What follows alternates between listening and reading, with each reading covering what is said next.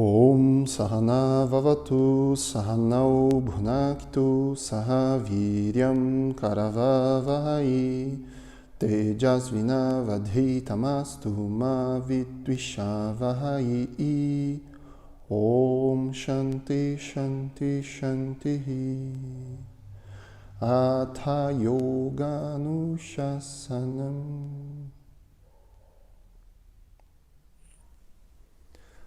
Olá pessoal, hoje eu estou aqui para apresentar para vocês o primeiro vídeo de uma série de 3, nos quais nós vamos utilizar para apresentar para vocês algumas reflexões, 3 questionamentos: o que, por quê e como. Nós vamos começar com Yoga, depois vamos falar sobre Hatha Yoga e o terceiro vídeo será sobre Yoga Terapia. Muito bem, então o que é Yoga? É curioso pensar que algumas décadas atrás as pessoas perguntavam o que é Yoga por uma falta de informação, né? Tinha um certo mistério do que era essa prática que vinha, né, de tão longe e junto com essa prática vinha um pacote ali de outras práticas também, né? Então existia uma confusão por conta da falta de informação e um certo misticismo, assim, né? E hoje as pessoas perguntam o que é yoga justamente pelo contrário, por um excesso de informação. A gente tem muita exposição do yoga hoje em dia. Numa rápida pesquisa na internet, a gente vai encontrar ali milhares de posições mirabolantes, né, com o corpo. Vamos ver relações com vegetarianismo, com religião, né, com faquirismo, com seitas. Então, é muita coisa que gera uma certa confusão. Então a proposta aqui hoje é apresentar para vocês o que é yoga a partir dos conhecimentos mais essenciais dessa tradição, né? Bebendo ali na fonte das escrituras mais fundamentais, né? que fundamentam essa tradição. A gente pode começar pela palavra yoga, essa pequenina palavra que contém ali um universo de conhecimentos e práticas. A palavra yoga vem da raiz sânscrita yudi, que significa atrelar, jungir, unir. O termo yoga, ele geralmente é traduzido como união. Eu particularmente prefiro integração, acho que traz um sentido mais certeiro sobre esse termo. Mas união do quê? Né? Integração do quê? Nós vivemos, né, num mundo repleto de dualidades. É muito fácil constatar isso, né, olhando para a natureza, né? O dia, a noite, o sol, a lua, né, o quente, o frio, aquilo que eu gosto, aquilo que eu não gosto. E como que a gente vive nesse mundo sem ficar quicando entre essas extremidades, né? Como que a gente encontra um ponto de equilíbrio? Essa integração, essa união, ela tem uma certa relação com isso, com esse ponto de equilíbrio. Se a gente pega outros termos da tradição como Jivatman, né, a essência individual, Paramatman, a essência universal, Shakti, né, energia criativa, Shiva, a consciência suprema, Prakriti, a matéria, Purusha, o absoluto.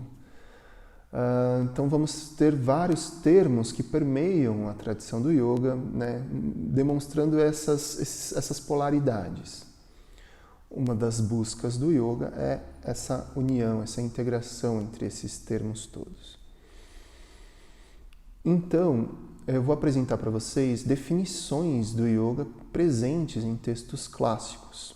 Talvez a definição mais clássica, mais conhecida, seja Yoga Sthita Vritti Nirodha. Yoga é a estabilidade das flutuações, das modificações da mente. Existem muitas possibilidades de tradução deste que é um sutra, o segundo sutra de uma obra fundamental chamada Yoga Sutra, escrita por Patanjali. Então, Patanjali, no seu segundo sutra do primeiro capítulo, ele define yoga como um estado de consciência, um estado da mente, no qual existe uma estabilidade né? Uma condição ali de lucidez, clareza. A gente encontra uma definição que se assemelha num outro texto clássico, a Bhagavad Gita. A Bhagavad Gita vai apresentar várias definições de yoga e uma delas, que eu gosto muito, é Samatvam Yoga Uchate. É um trecho de um verso da Gita. E a tradução poderia ser: Yoga é a equanimidade da mente. Pois olha só, se a gente pegar o termo yoga e substituir por meditação, nas duas definições o sentido não se alterará. Meditação é a estabilidade das flutuações da mente, ou meditação é a equanimidade da mente. Percebe? Então aqui a gente começa a ter o primeiro conceito essencial de yoga, como um estado da mente no qual existe uma condição peculiar de estabilidade, né, de clareza, de lucidez. É muito comum as pessoas, ao definirem yoga, trazerem um enquadramento dentro de uma área específica do conhecimento ou de uma vivência específica. Por exemplo, falando que yoga é uma atividade física. Ou yoga é relaxamento, yoga é respiração, yoga é consciência corporal, yoga é relacionamento, né? Todas essas definições apresentam uma parte do todo. E às vezes a gente, né, no intuito de tornar a explicação mais didática, a gente acaba fazendo isso, né? Acaba enquadrando o yoga numa caixinha ali. E o que não deixa de ser verdade, né? O yoga ele pode se apresentar como ciência, ele pode se apresentar como filosofia, ele pode se apresentar como uma busca espiritual. Mas a gente reduzir o yoga a um aspecto específico, talvez a gente acaba perdendo um pouco do todo. Como aquela história dos cegos que foram dar um banho no elefante, e cada cego eram 6 cegos, e eles ficaram responsáveis por lavar cada parte do elefante. Então teve o cego que lavou a tromba, o cego que lavou as pernas, a cauda, as orelhas, o corpo. Daí o cego que lavou o elefante, né, na sua parte ali, tromba, ele tinha a imagem do elefante enquanto algo que se assemelhava a uma mangueira, né? Aí aquele que lavou as pernas tinha a imagem do elefante enquanto 4 grandes pilares. Aquele que lavou o rabo tinha a imagem de um elefante enquanto um bicho que se assemelhava a uma corda. Aquele que lavou as orelhas, algo que se assemelhava a uma grande folha, né, folhas de árvores. Todos eles tinham uma visão que era verdadeira, mas era limitada, era apenas uma parte. Né? A gente acaba fazendo um pouco isso quando a gente vai definir o yoga, né? Então, por isso que eu estou apresentando aqui conceitos mais essenciais para a gente começar a ter um pouquinho mais de clareza sobre essa grande tradição chamada yoga. E aí, então, a gente pode ir para a segunda pergunta. Por quê? Né? Por que se praticar yoga? Para que se praticar, se estudar yoga? E essa pergunta ela pode ser respondida de uma maneira bem essencial, voltando novamente à referência desse texto Yoga Sutra. No terceiro sutra, Patanjali, ele diz o que acontece quando você atinge esse estado de yoga, né, que vimos ter relação com um estado de consciência, né, de estabilidade mental. Ele diz: Tada drashtuhu swarupeya vastanam. Uma possível tradução seria: então, nesse estado de yoga, o indivíduo, né, o praticante, se estabelece em sua verdadeira natureza. Veja bem, e o que isso quer dizer, né? Se estabelecer em sua verdadeira natureza? Significa que o praticante que atingiu esse estado de yoga, ele passou por um processo de autoconhecimento no qual ele foi dissolvendo a ignorância sobre si mesmo, a vidya, e as ilusões, maya, que ele tinha né, relacionado às suas percepções, a forma como ele se percebia e percebia o mundo. Então ele dissolveu isso, e isso é de uma profundidade gigantesca, né? Porque se a gente entende que estamos nesse mundo aqui, e que nesse mundo nós sofremos e buscamos nos libertar desse sofrimento, É dito nos textos que a raiz do sofrimento é a vidya, é a ignorância, é essa falta de percepção, de clareza sobre si mesmo e de percepção de que somos, em essência, livres. Mas aí a gente tem que criar toda uma tradição, um caminho, estratégias técnicas para ir percebendo isso que já está presente. Nesse sentido, tem uma outra definição muito importante na Bhagavad Gita também, que é dito Yogaha Karmasu Kaushalam. Yoga é a excelência na ação. E aí a gente já traz a ideia de que como que a gente vai agir no mundo com essa visão, com essa clareza, essa estabilidade mental. A gente já parte para uma ideia de ação. Então, a partir da equanimidade da mente, quando a mente está equilibrada, centrada, clara, lúcida, com discernimento, a gente tem condições de agir no mundo de forma adequada, alinhada ao Dharma, ao nosso propósito. E aí o yoga ele não fica só no plano das ideias, né? O yoga ele é colocado em prática, no dia a dia. E como que a gente pode fazer isso? Então a gente vai para a nossa terceira pergunta, como? E muitos caminhos são apresentados para você colocar isso em prática. Voltando a esse texto essencial, Yoga Sutra, Patanjali ele apresenta um caminho muito bem definido, depois de apresentar vários conceitos, né, e reflexões psicológicas, filosóficas. Ele não fica só no plano das ideias, ele dá ali os instrumentos, o caminho para o indivíduo que está nessa busca. Então ele vai apresentar como um possível caminho 8 etapas, que ele chama de Ashtanga Yoga, o caminho de 8 membros, 8 etapas. Então as duas primeiras etapas, Yama e Niyama, são preceitos, princípios, observâncias, formas como nós relacionamos conosco e com o mundo, né, respeitando alguns princípios e valores. Depois ele apresenta na terceira etapa a asana, que é a postura, mas não essa variedade de posturas psicofísicas que vemos hoje em dia. Ele vai falar de asana enquanto uma postura estável, confortável, com um bom direcionamento da nossa energia na sua realização e qualidade de presença. Ele vai falar dessa postura enquanto uma postura meditativa. O quarto passo, pranayamas, é a expansão da nossa energia vital, utilizando-se de técnicas respiratórias, né? Um processo de consciência respiratória que vai nos preparando para um processo meditativo. Então aí o próximo passo, quinto, pratyahara, que é o aprimoramento do nosso foco através da abstração das distrações sensoriais externas. Depois temos aí um caminho meditativo chamado samyama, composto por 3 etapas. Dharana, que é a nossa concentração, a capacidade de se concentrar em algo, em um objeto, porém ainda com algumas oscilações da mente. Dhyana, que é a meditação, a contemplação propriamente dita, quando a gente aprimora esse estado de dharana, de concentração, e já não existe mais as distrações, as oscilações.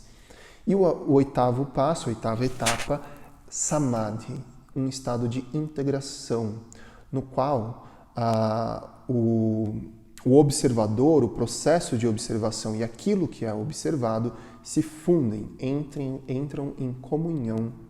E aí já não existe mais diferença entre a minha essência e a essência de todo o universo. Essas são as 8 etapas propostas por Patanjali enquanto prática. Ele vai apresentar várias questões com relação a essas etapas, vai apresentar os obstáculos, possíveis dificuldades, consequências de se praticar isso, aquilo que é necessário cultivar para se praticar essas 8 etapas. É um caminho muito profundo e com muito conhecimento, muita prática envolvida.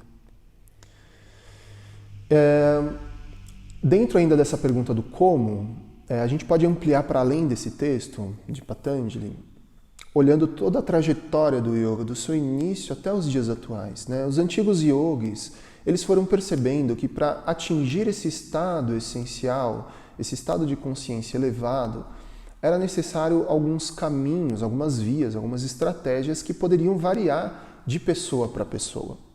Por exemplo, aquele indiano que vai até o Ganges religiosamente todas as manhãs e faz as suas referências, os seus rituais, ele está praticando yoga, Bhakti Yoga.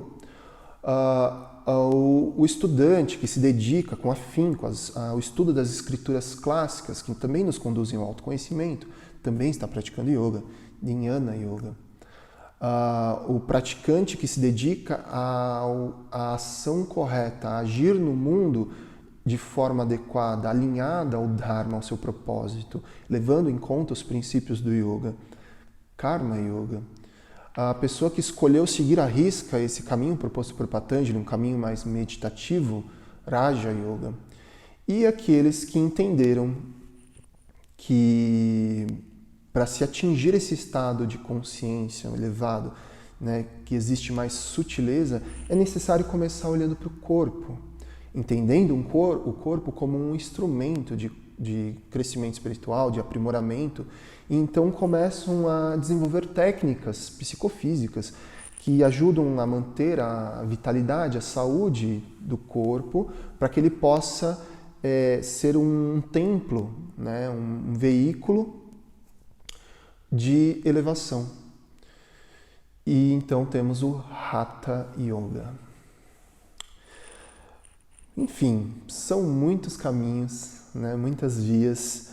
É importante que cada um siga aquilo que é mais próximo daquilo que busca, não por uma zona de conforto, de se identificar com algo que é de repente mais fácil, mais gostosinho, mas algo que esteja alinhado genuinamente à sua busca, aquilo que realmente faz sentido para você, e aí você se aprofunda nessa via em direção a esse estado de consciência elevado que nos conduz a moksha, a libertação. Também é importante lembrar que em todas essas vias, todos esses caminhos, é importantíssimo que exista um professor.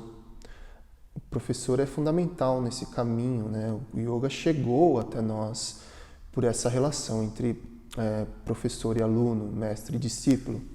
Então, o professor tem uma importância muito grande. Ao mesmo tempo, é importante da gente lembrar que o protagonista dessa história, dessa jornada de autoconhecimento, é o praticante. É dele que parte essa motivação, essa busca sincera pelo autoconhecimento, pela libertação. É isso, e se esse vídeo fez sentido para você, compartilhe nas suas redes. A gente vai disponibilizar em alguns dos nossos canais, certamente no canal do YouTube, eventualmente, de repente, até dividindo em algumas partes no Instagram, no Facebook. E, enfim, existem tantas informações que descaracterizam o yoga em sua essência, circulando por aí. Seria interessante que, se a gente encontrasse, assim como eu estou tentando produzir esse material, de forma bem alinhada à essência do yoga, que a gente também pudesse expandir, difundir, né, esse estudo, esse conhecimento. Então, agradeço se você puder compartilhar com os seus contatos aí, via WhatsApp. Enfim, agradeço essa contribuição. E fique atento também às nossas publicações. A gente está sempre publicando reflexões e propondo também cursos, sempre alinhados aos princípios do yoga. É isso. Agradeço a disponibilidade, que todos estejam bem, em segurança, em paz. Om Sato Ma Sadgamaya Tamaso Ma Jyotirgamaya Mrityorma Amritangamaya Om Shanti Shanti Shanti.